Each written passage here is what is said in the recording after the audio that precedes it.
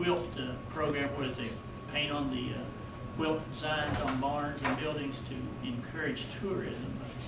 If we could do it in a stroke of having more physical activity, maybe with the bicycles or, well, I don't know, walks or whatever. With health things, you know, I've been thinking we need like farmers market involvement with things like that. You know, people having vegetables and fruits there and selling them and you know, that type of I don't know, like the old medieval things when they'd have a fair, you could buy this, you could buy that, but focus on healthy foods, and I think that also gets your local farmers involved in what's going on and things like that. Is there some way to incorporate that where they could actually maybe even sell their products there or something, or look into it? You know, I think what we want to do is have a broad range of who we're talking to about health, and get them involved in what we're doing. And you know, if you think about, well, maybe, or even if it's a program we have that raises fruit, or over at the school or whatever, try to get them involved in that, because I think it's really, you know, I think we talked before about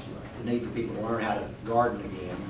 They have to be getting their food that way, but I think when we talk about healthy things, it's going to go to fruits and vegetables and things like that. I mean, and if we could get our farmers that know what they're doing involved with that, I think it would help them, because they could also talk to the kids and stuff like that about, you know, how you raise things or what you do when and why you do it and things of that nature. So. Yeah, I think it's, you know, their fishing thing is just, you know, hooked on fishing, not drugs. And the whole idea is to try to get a little message out there, same time have fun. So maybe we can, you know, maybe it would help Rick and his team if we could really get serious at this level and see how we might collaborate and bring more people to the table and idea of a bike race.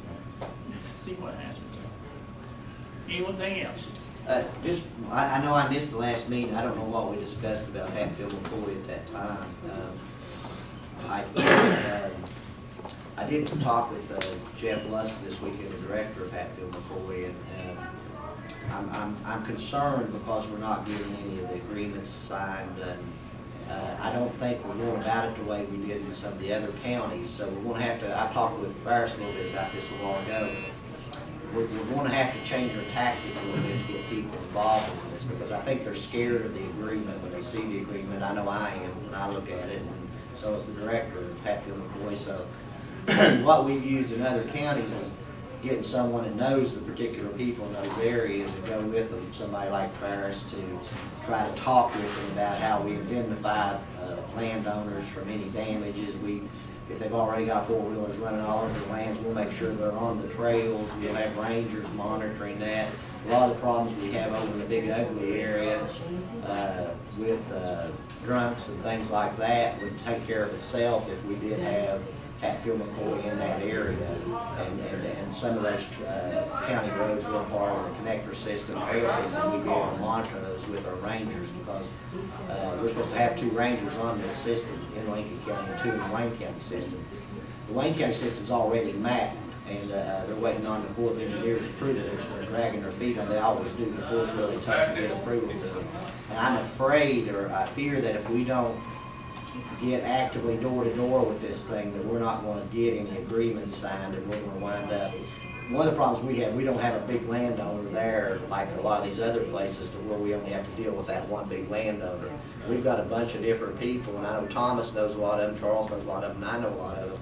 And I really think that as a commission, we might need to do some things with the people we know. If we can identify these landowners that we know, either ourselves or somebody we know that knows them, needs to go talk to them and tell them the real benefits of the trail system, and if there, whatever's the downside of the trail system too, because some people won't want anybody on them. But a lot of those people are people that have people running all over them right now with four-wheelers and stuff. So if they understood that we could provide, we could indemnify them against any kind of suit against them for any injuries occurring on their property, and we could tell them we're going to find people to get off these trail systems $100 if they're off the trail system. We're going to take all the alcohol out of the trail system. There's no alcohol in our system, so we're going to be monitoring that. We're going to make it's a safer way to ride, because we require the use of helmets and safety gear. And but I really think that we might have to, whether it be the commission or whomever the commission would want to do that, I think they need to work with Ferris, and they need to be someone that knows these individuals. And it's probably gonna take more than one person, because I'll know people that Thomas doesn't, and Charles will know people that we don't.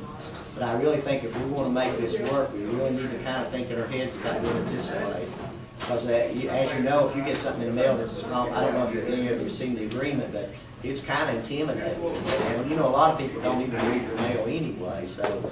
But I do think we need to make more of an effort of the ones that we can identify that we know, contacting them personally and say, hey, can we set up a meeting and come and talk to you about this?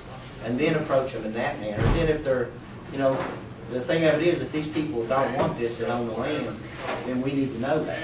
We need to not be spending our time and effort trying to develop a system in a place that the people don't want it.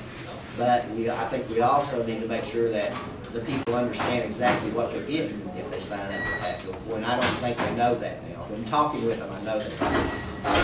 And I think if we could identify those people that we need to have agreements signed, that we could get hold of, and then, you know, we could decide on who we go talk with Ferris or whatever, how you want to do it.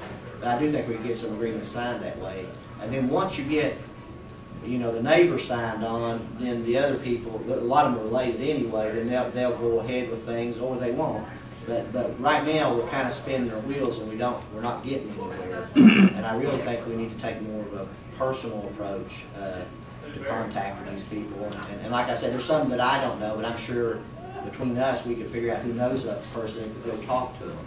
And if we want to get this trail system, I think it's very, very important we do for the economy of the southern part of the county, even the whole county.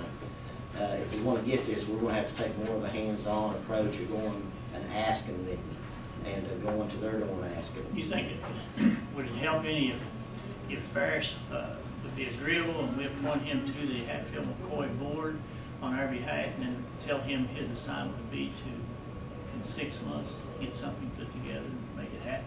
I think that'd be fine. I'll go ahead if you want, and I mean, I can resign from the board, and we could put Ferris on there and let him do that. Are you willing to do that? Because I agree, we're going to have to get something done. Well, I feel we need to get the Hatfield McCoy people involved, because they're the ones that prepared this. Can they change that document if you get on there and maybe pressure them to change it to suit our needs?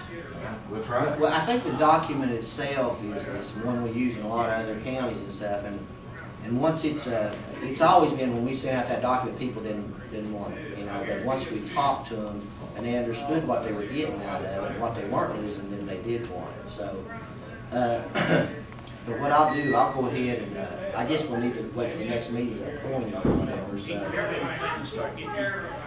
and I'll go ahead and give you what information I have, and then we can go and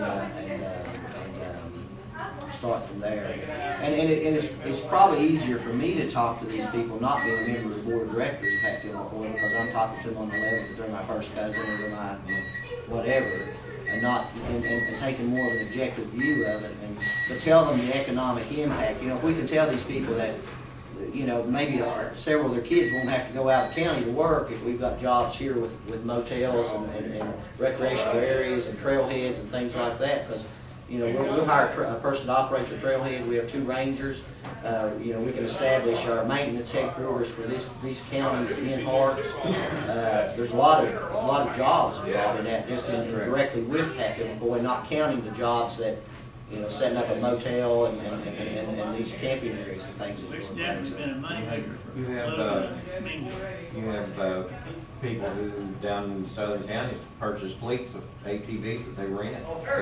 Oh yeah, there's so many different, and there are people sitting in Harts right now waiting for us to get this thing. And there's people that I know that live in Dayton, Ohio, that are going to invest in Harts once this goes in and things. So another problem that we have encountered with all the individual property owners, we have so many of them speckled out of money. The large corporations are on board already. Yeah, right. But we have probably, out of 30-some property owners, at least 6 or 7 live in Arizona and Idaho and Alabama and Mississippi.